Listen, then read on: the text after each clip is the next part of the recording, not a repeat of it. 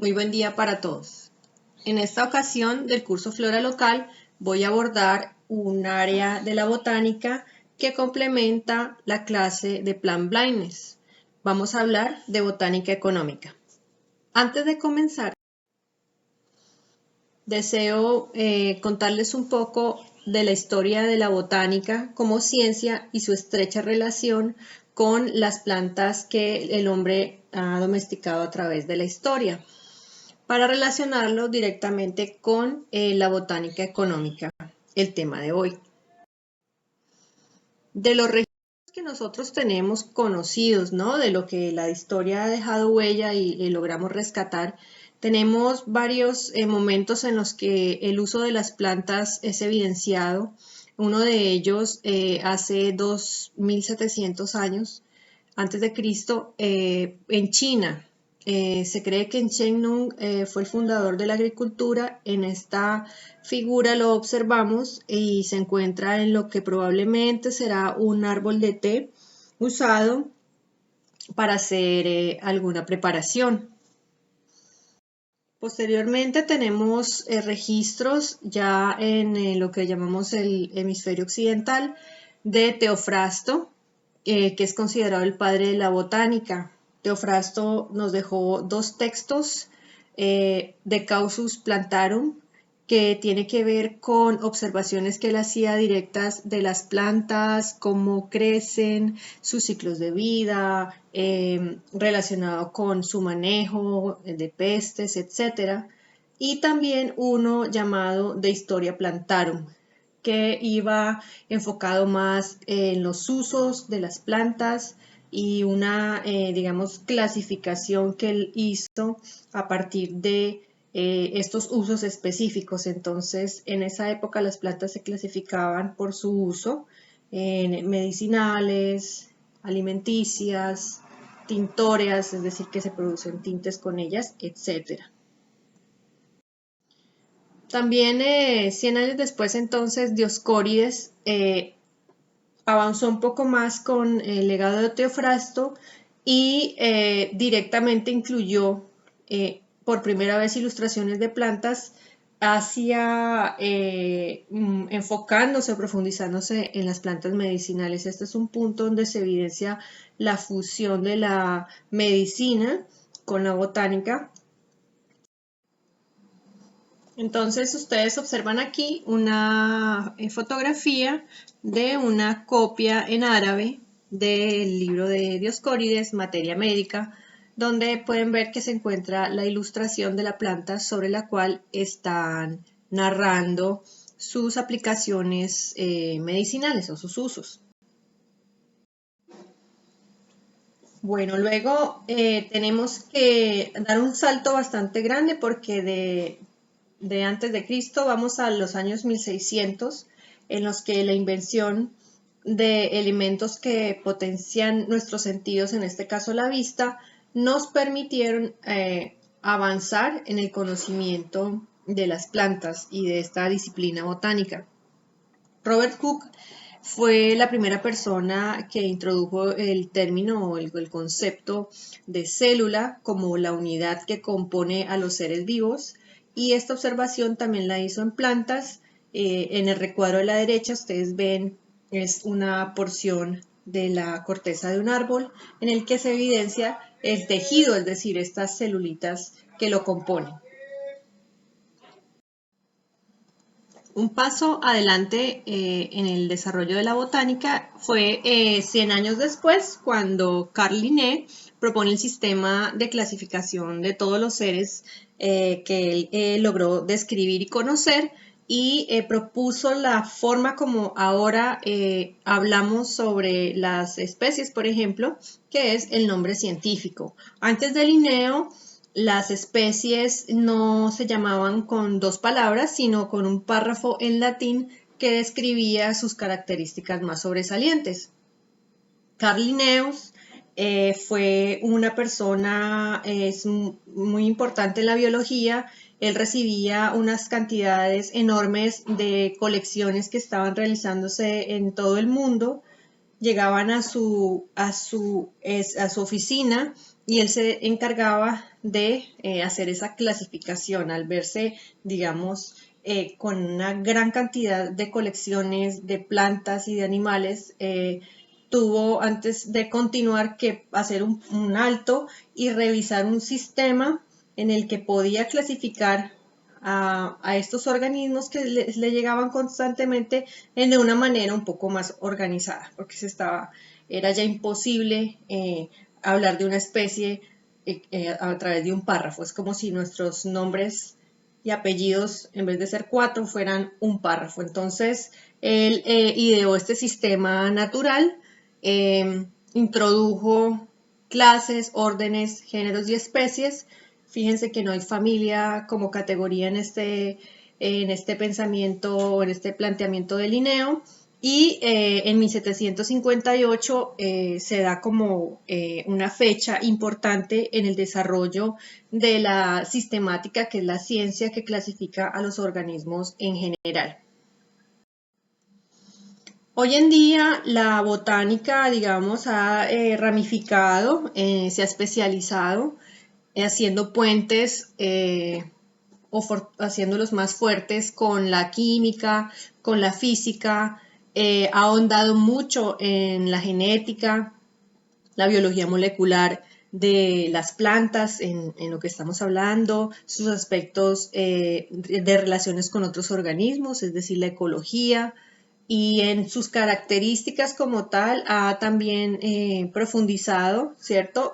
Por ejemplo, en la anatomía, donde analizamos las estructuras, o en la morfología, donde continuamos describiendo formas del desarrollo de las partes de las plantas.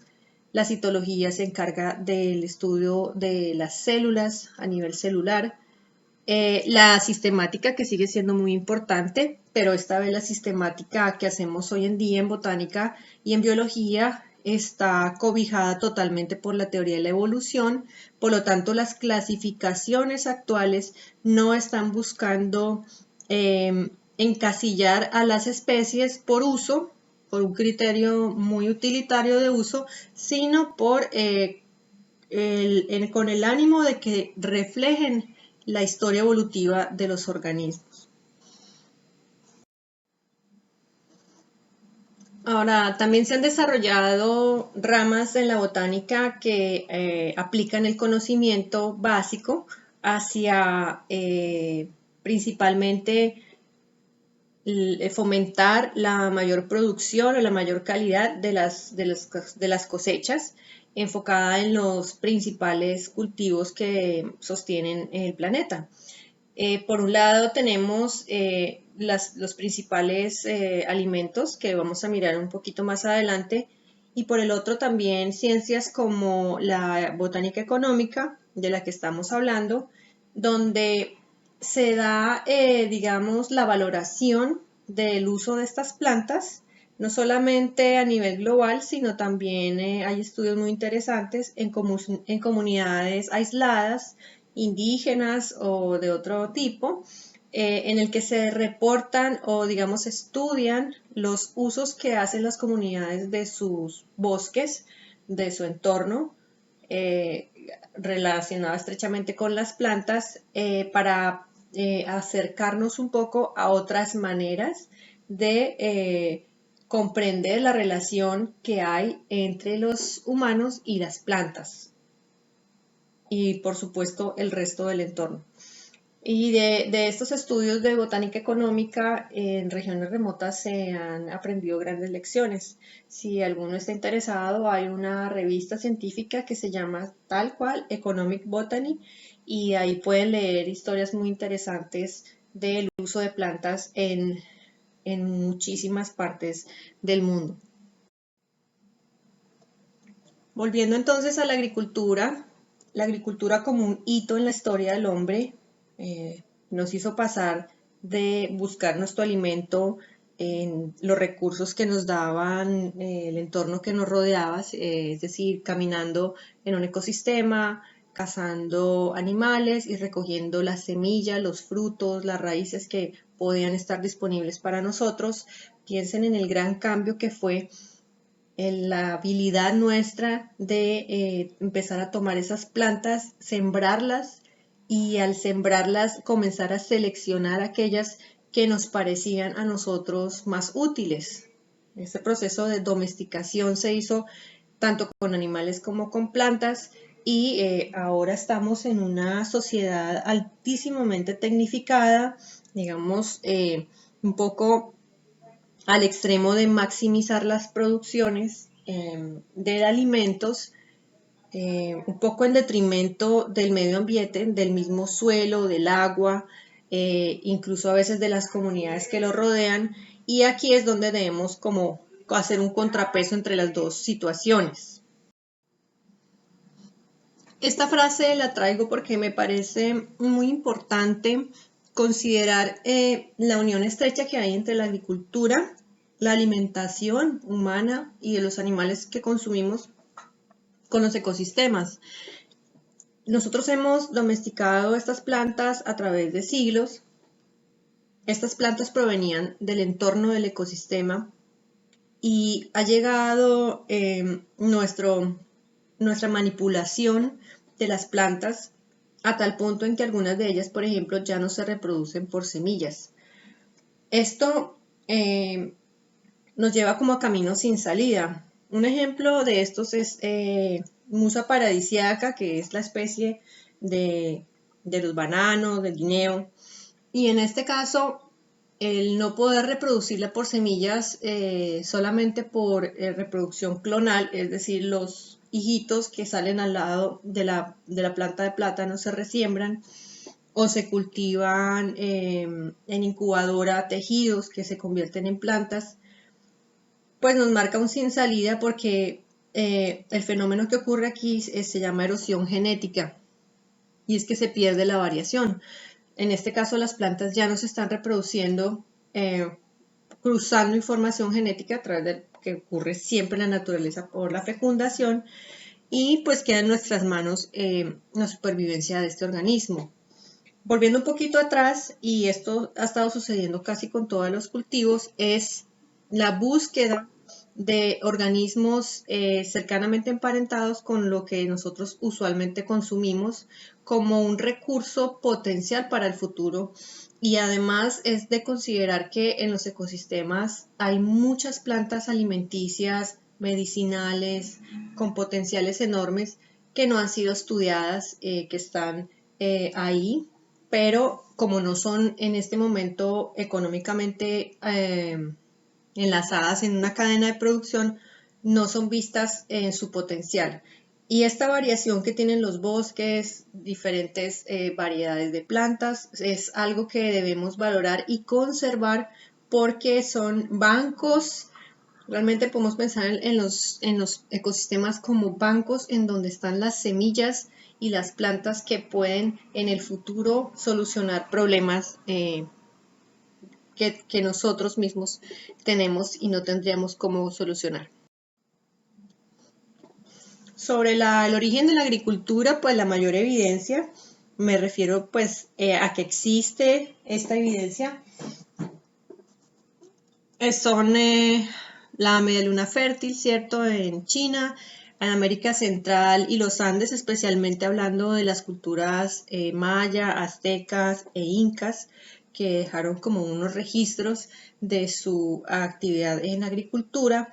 También hay unos registros muy interesantes arqueológicos en la Amazonía y en la Norteamérica Occidental, entre otros, porque donde quiera que caminábamos nosotros como humanos, íbamos desarrollando esta actividad en mayor o menor manera, quedó una huella de ello.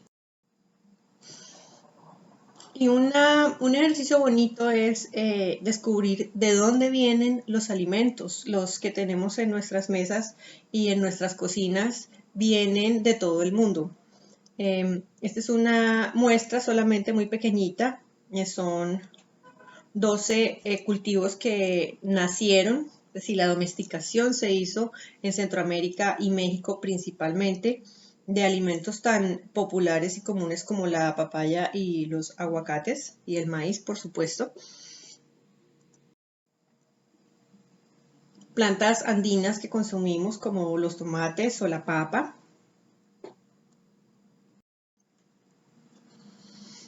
Plantas que están originadas en la parte más caliente de Sudamérica o más tropical. Me refiero al Amazonas y a toda la zona de Brasil, donde está la yuca, la piña, las calabazas, la vainilla, el algodón y el maní, por ejemplo, tienen origen en estos territorios. Y es así como podemos, volviendo un poco a la manera como Dioscórides hacía la clasificación de las plantas en este libro, pues realmente estas categorías son una construcción nuestra mental para meter las plantas según el uso que le queremos o le podemos llegar a dar. Y hay plantas que tienen múltiples usos, ¿verdad?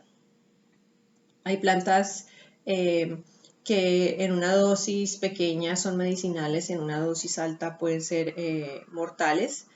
Entonces, digamos, el criterio con el cual nosotros decidimos qué es útil y qué no es un poco subjetivo, pero en general les quiero dejar como esta lista de todos los usos que damos a partes de las plantas, desde la energía misma para cocinar en zonas donde no hay otras maneras de cocinar, la importancia central que tienen las plantas en la salud, en nuestros días también en regiones apartadas donde no hay centros de salud o no llega la atención oportuna, son las plantas en su gran mayoría las que alivian los síntomas y curan algunas de las enfermedades de las personas y de los animales que están en estas regiones.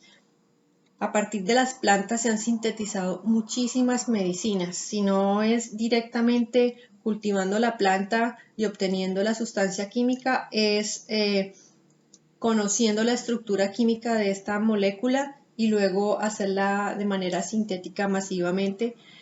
Y los ejemplos son muy numerosos y las plantas nos han salvado de enfermedades que hubieran podido diezmarnos significativamente a lo largo de toda la historia. Los venenos, como les contaba, una dosis puede ser letal. Esas dosis utilizadas en las puntas de las flechas, por ejemplo, pueden ayudar a los cazadores a matar un animal para consumo sin que el animal también se convierta en un elemento tóxico. Otro aspecto muy importante que puede ser a veces subvalorado es la importancia de las plantas en la cultura de las comunidades. Y en este, digamos, pensemos que una comunidad que vive de la tierra directamente, de lo que le provee un bosque, ha creado una relación muchísimo más estrecha que la nuestra en las ciudades y por lo tanto su conjunto de mitos, de leyendas, en general eso se llama una cosmovisión, está totalmente encapsulada por la naturaleza. Y en este caso, estas comunidades se sienten parte de la naturaleza y no están considerándose centrales o protagonistas o con derecho de estar por encima de los demás organismos que están en ese entorno.